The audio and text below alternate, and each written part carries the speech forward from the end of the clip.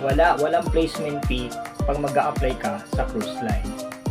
Pero syempre may mga gastusin dyan, kailangan meron kang budget dyan. Hindi naman pwedeng sagutin yan ng agency para sa'yo, di ba? Syempre ikaw yung nag-a-apply, kailangan meron kang pang-process dyan.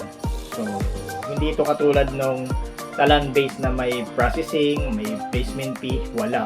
Pero dito, pag mag-apply ka sa cruise line, kailangan meron kang on-hand money.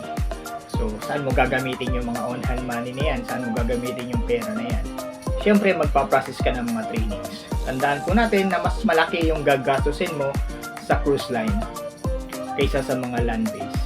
Hindi ka pareho sa land-based na pag gumastos ka lang ng certificate of employment, nakukunin mo, tapos passport, okay na.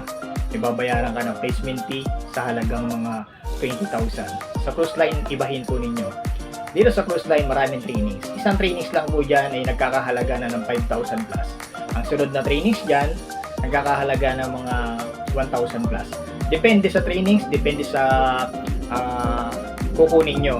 Pero halos lahat ng mga nag-a-apply sa cruise line ay pare-pareho lang ng mga ginagastos. At pare-pareho lang yan ng mga trainings na kinukuha. Kahit anong position pa yan, pare-pareho lang sila ng ginagastos.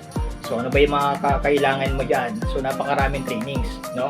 Pero pag mag-a-apply ka, syempre kailangan meron kang mga 6 basic requirements. Meron kang certificate of employment, meron kang basic training, meron kang resume, syempre, meron kang passport, meron kang NBI, at meron kang seaman book. Yun ang mga pinaka-importante para sa mga nag-a-apply sa cruise line.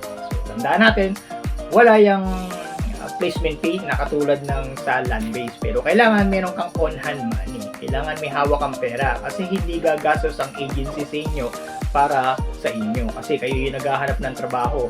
Kaya dapat meron kang pera na meron dyan. So yun po. So isa pa, kailangan bago rin kayo mag-apply dyan, bago kayo mag-decide na pumasok sa cruise line, is alam niyo na meron kayong mga job experience, meron kayong mga skills. So huwag kayong mag-a-apply nang wala kayong wala kayong mga job experience or zero knowledge kayo kasi may hirapan kayo. At hindi rin po pwede yung mga kahit anong mga skills na meron ka. So kailangan diyan hospitality. Nagtrabaho ka sa mga hotel, nagtrabaho ka sa resort, hotel, nagtrabaho ka sa mga fast food na meron kang job skills na at least na 2 years pataas, at nagtrabaho ka sa mga bar, casino, etc. So yun yung mga tinatawag na hospitality. So bago kayo mag-apply, isipin nyo muna kung meron kayong job experience na ganun. Okay? Pero pagka mga office work, medyo malayo po yan kasi wala naman po tayo mga office dyan sa cruise line. So yun po.